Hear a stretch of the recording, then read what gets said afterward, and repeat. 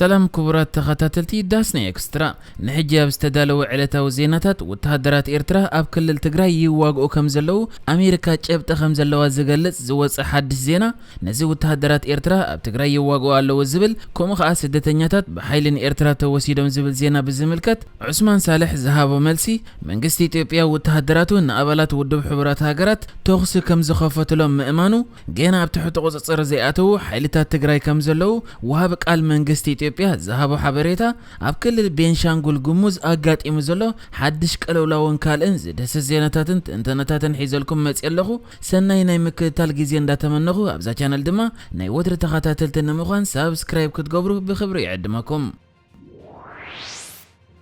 وتهدرات إيرترا أب تقراي يساتف كمزلو أمريكا أمنتو خمزلوها تقليزو زحلف ورحي على تربعته أب إثيوبيا بكل التقراي زتجمر وق ولو رئيسة كتما تكلل زغونة مغلة تتحيزة مرح تحوحات سراويتون كابتا ختمان توصو اتوق كساب حجي بحيا الملكوعي قصل كمزلو يزقلات زلا أبزو وق أب وغن حوحات أبزو وهاب زنبرت تدقاقا من مغلزيتات وتهدرات إيرترا بمولو أنا أقار حيلون كبيد بروتنات كيلو أب توق يساتف كمزلو دحر محبار دكتور دبرت إنكم دما جيتاچو ردا بزهابو مغلصታት كا أبتو مس حيلتات فدرال بمخان كتماتات مدبدابن مزماتن توافيروم አለው በመባል ክሆሲየም ጸኒሖም ነዚ ኤርትራውያን ወታደራት ኣብ ናይ ክልል ትግራይ ውግ ኢድ ኣለዎም ዝብል ክስታት ሕብራት መንግስታት ኣሜሪካ ከሳብ ሕጂ ብዕሊ ዝኾነ መግለጽ እኳ እንተዘይውጸትሉ ማዕከን ዜና ሮይተርስ ሕጂ ጸብጺባቶ ከም ዘላግን ወታደራት ኤርትራ ዶብ ሰጊሮም ንቀዳማይ ሚኒስተር አብ አሕመድ ንምሕጋዝ ኣብ ውግ ክልል ትግራይ ይሳተፉ ከም ዘለው ሕብራት መንግስታት ኣሜሪካ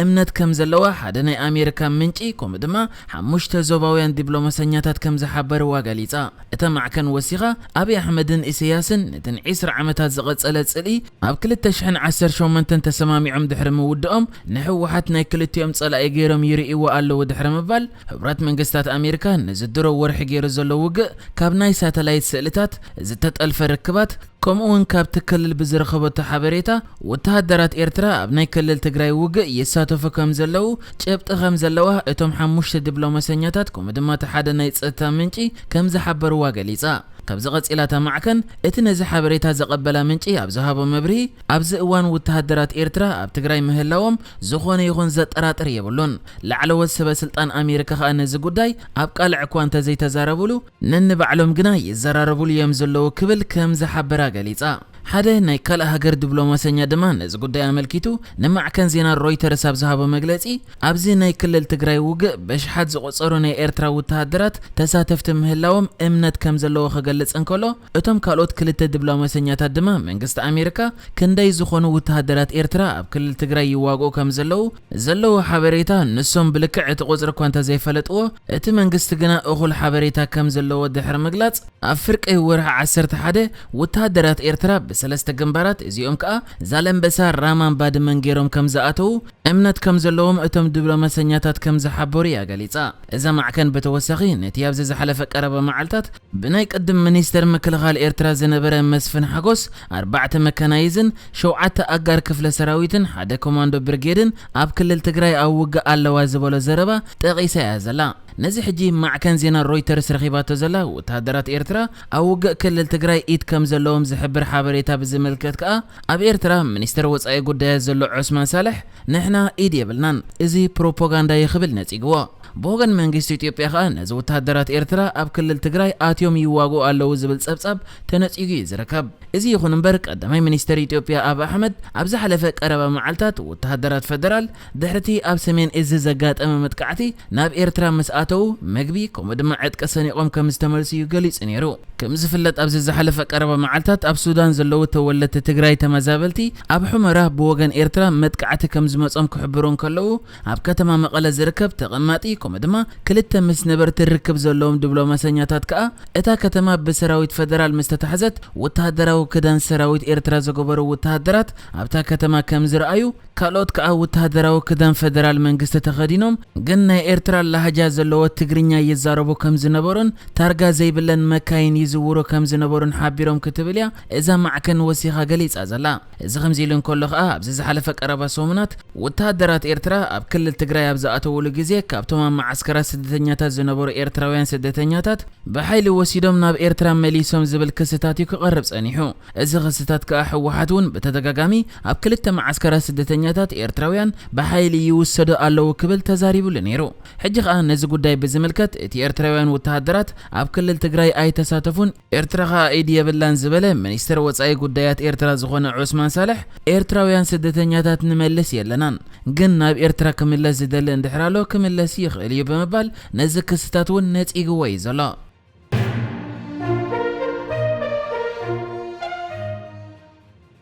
መንግስት ኢትዮጵያ ወታደራቱ ኣብ ልዕሊ ናብ ትግራይ ዝንቀሳቐሱ ዝነበሩ ሰራሕተኛታት ሕቡራት ሃገራት ከም ዝተኮሱ ኣሚኑ ነዚ ኣመልኪቱ ኸኣ ወሃቢ ቃል መንግስት ኢትዮጵያ ዝኾነ ረድዋን ሁሴን ሂቡ ኣብ ዘሎ መግለጺ እቶም ናይ ውድብ ሕቡራት ሃገራት ሰራሕተኛታት ናብቲ ክንከዶይና ዝበሉ ቦታ ከኣትዉ ሓቲቶም ከም ዘይተፈቕዶም ነጊርዎም እንከሎ ክልተ ብሎኮታት ጥሒሶም ምስ ሓለፉ ሳልሰይቲ ብሎኮት ጥሒሶም ክሓልፉ ኣብ ዝፈተኑሉ ጥይት ተተኲስዎም ኣብ ትሕቲ ቀይዲ ከም ዝኣተዉ ይገሊጹ በዚ ኸኣ መንግስት ኢትዮጵያ ነቲ ኣብ ዝሓለፈ መዓልታት ዝተዘርግሐ ወታደራት ፌደራል ንኣባላት ውድብ ሕቡራት ሃገራት ጥይት ተኲሶምሎም ዝብል ዘረባ ኣሚኑሉ ይዝርከብ ነዚ ጉዳይ ብዝምልከት ከኣ ማዕከን ዜና ሮይተርስ ክልተ ዲፕሎማሰኛታት ከም ዝሓበርዋ እቲ ናይ ውድብ ሕቡራት ሃገራት ጉጅለ ኣብ መንገዶም ወታደራት ኤርትራ ከም ዝገጠምዎም ሓቢሮም ክትብል ገሊጻ ዘላ ኣምባሳደር ሬድዋን ሁሴን ነቲ ናይ ውድብ ሕቡራት ሃገራት ሓገዝ መሕለፊ ስኢኑ ዝብል ክስ ኣመልኪቱ ኣብ ዝሃቦ መግለጺ ክበርህ ዘለዎን ነገር እንድሕራሎ እቲ ምስ ውድብ ሕቡራት ሃገራት ዝተፈረመ ውዕል እቲ ሓገዝ ብመንግስቲ ኢትዮጵያ ተመሪሑ ክወሃብ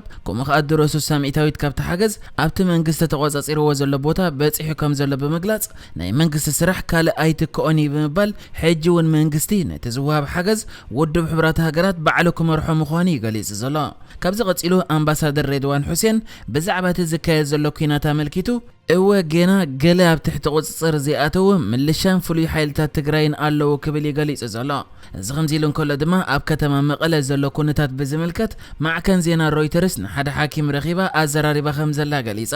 እቲ ሓኪም ከም ዝገለጸ ኸኣ እቲ ንሱ ዝሰርሓሉ ዘሎ ሕክምና ብሰንኪ ዘይምህላው ሓይሊ ኤሌክትሪክ ከምኡ ኸኣ ንጀነሬተራት ዝኸውን ነዳዲ ዳርጋ ካብ ስራሕ ወጻኢ ኮይኑ ከም ዘሎን ዋሕደ ኦክሲጅንን ካልእ ሕክምናዊ ናውቲ እውን ከም ዘሎ ይገሊጹ ካብዚ ቀጺሉ እቲ ሓኪም ሕሙማት ብሰንኪ ዘሎ ሕጽረት ኣብ ደገና ውሽጥን ይሞት እዮም ዘለዉ ድሕሪ ምባል ሰለስተ ኣብ ገዝአን ክሓርሳ ዝተገደዳ ደቂ ኣንስትዮ ሕክምናዊ ሓገዝ ብዘይምርካበን ህይወተን ስኢነን ከም ዘለዋን ሓደ ሓድሽ ዝተወልደ ዕሸል ከኣ ብሰንኪ ዘይምህላው ኦክሲጅን ህይወቱ ስኢኑ ከም ዘሎ ገሊጹ ክትብል ሓቢራ ትርከብ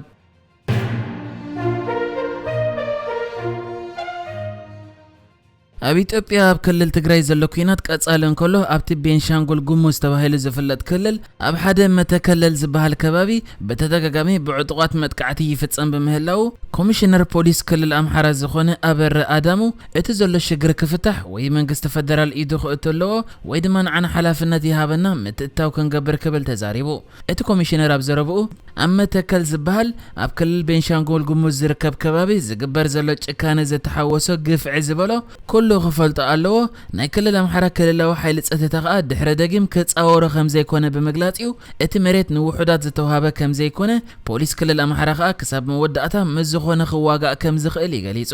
ቤንሻንጉል ጉሙዝ ርእሳ ዝኽኣለት ክልል ብምዃና ናታ ሓይልታት ጸጥታን ፖሊስን ዘለዋ ኮይኑ ብዘይ ፍቓድ ናይ ፌደራል መንግስቲ ኸኣ ካብ ካልእ ክልል ዝመጽእ ሓይሊ ኣብቲ ክልል ከም ድሌቱ ክገብር ስለ ዘይክእል እዩ እዚ ናይ ፖሊስ ክልል ኣምሓራ ኮሚሽነር ንፌደራል መንግስቲ ፍቓድ ይሃበና ወይ ድማ ክንኣቱና ክብል ተዛሪቡ ዘሎ ከም ዝዝከር ኣብ ዝሓለፈ ቀረባ ሰሙናት ኣብ ክልል ቤንሻንጉል ጉሙዝ ድሕሪ ዝተገብረ መጥቃዕቲ ፕሬዚዳንት እቲ ክልል ዝኾነ ኣሻዲ ሓሰን እቶም ነቲ መጥቃዕትታት ዝፍጽሙ ዘለዉ ዕጥቃት ዝኾኑ ጭብጢ ከየቕረበ ሕወሓት እዮም ዝሕግዝዎም ዘለዉ ኢዶም ክህቡ ኸኣ ንጽውዕ ክብል እዩ መግለጺ ኣውፂኡ ዝነበረ ንሕጂ ዝተዳለወ ዜናታት እዚ ነይሩ ብካልእ ክሳብ ንራኸብ ሰላም ንዓኹም